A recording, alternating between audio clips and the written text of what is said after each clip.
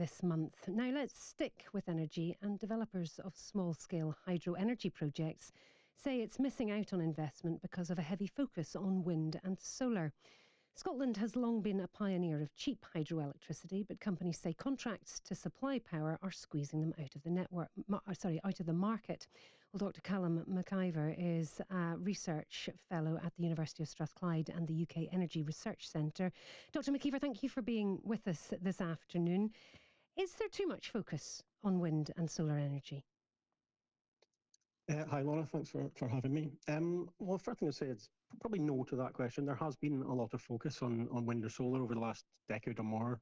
But that's really been quite a successful policy position to establish two sort of technology classes that were new and relatively expensive at the time, and put them in a position where they can now be built affordably, rapidly, and at scale, and therefore can be the backbone to both governments' ambitions to rapidly decarbonise the electricity sector. So, in that respect, I don't think there's been too much focus, but there definitely needs to be focus on other aspects of energy as well. So what do you make then of this claim by some developers of hydro energy projects that they're actually not getting the help that they need? Yeah, so hydro finds itself in a bit of a difficult spot. There was a relatively large amount of development of particularly small-scale hydro back in sort of mid-2000s to mid-2010s under the previous renewable support scheme, the Renewables Obligation, which had quite generous terms for particularly small-scale hydro. But since we moved to the main mechanism with which renewables is now supported, the Contracts for Difference scheme, they are now competing against wind and solar, who've seen their own prices, their own costs fall over that last decade. And so hydro has kind of been priced out in those competitive auctions. So they are finding themselves in a difficult spot. And there probably is good arguments that hydro can be complementary to wind and solar as a different type of energy resource. So there's potentially, an argument to be made that they could be coupled with different technologies. There are ways in which the auctions are structured to give larger strike prices to other types of technology like floating wind or tidal, but hydro currently aren't sectioned out, and they're made to compete with the cheaper wind and solar. I would have thought hydro would have been one of the most cheap sources of energy, given that it's been around for so long.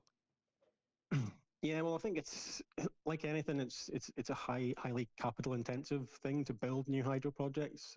So the costs of that means cost of borrowing, cost of material. These things have all been impacted in the last decade in particular, with the recent inflation, the energy crisis. So anything that is highly capital intensive to build has probably seen some cost pressures put on it. And so, yeah, what has supported hydro in the past has been sort of long-term stable revenue streams. And most of the hydro we have in the country was built, a very long time ago. We're talking 40s and 50s, aren't we? Or is it even older than that?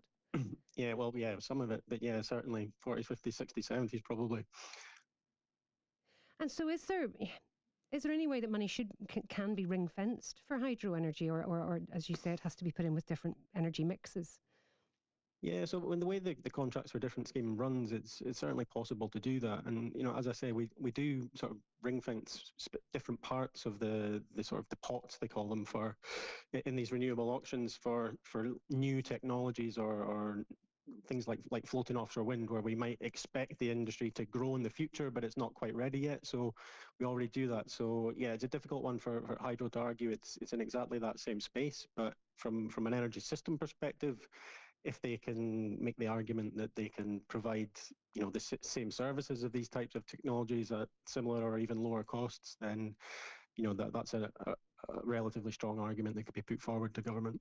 We've just heard David Wallace-Lockhart's report there from Aberdeen in terms of the fact that there's a by-election coming up there. I wonder, for those of you who are experts in energy industries, has it become too politicised?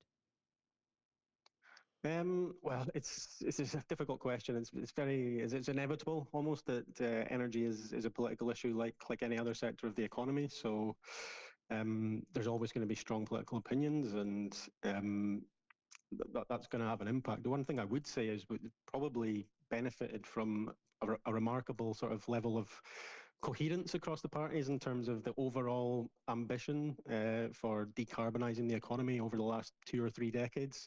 And there's been a really broad multi-party consensus around the sort of trajectory that we've taken, and that itself is probably at its most perilous state probably at the minute, with the sort of advent of reform in particular coming forward with very, very different plans for the energy sector. So I suppose also because of the price spikes caused by wars elsewhere will have led to changing ideas. Where do you think it should go from here? Does there need to be a much more even balance, or are they all broadly moving in the right direction? Just briefly.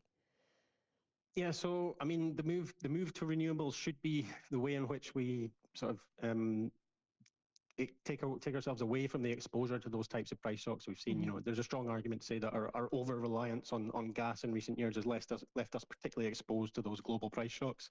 And so moving away to sort of a renewable system where we kind of know what the price is going to be should insulate us from future shocks of that ilk. Callum, thank you for being with us this afternoon. Dr. Callum MacIver there, who is at the University of Strathclyde and is with the UK Energy Research Centre.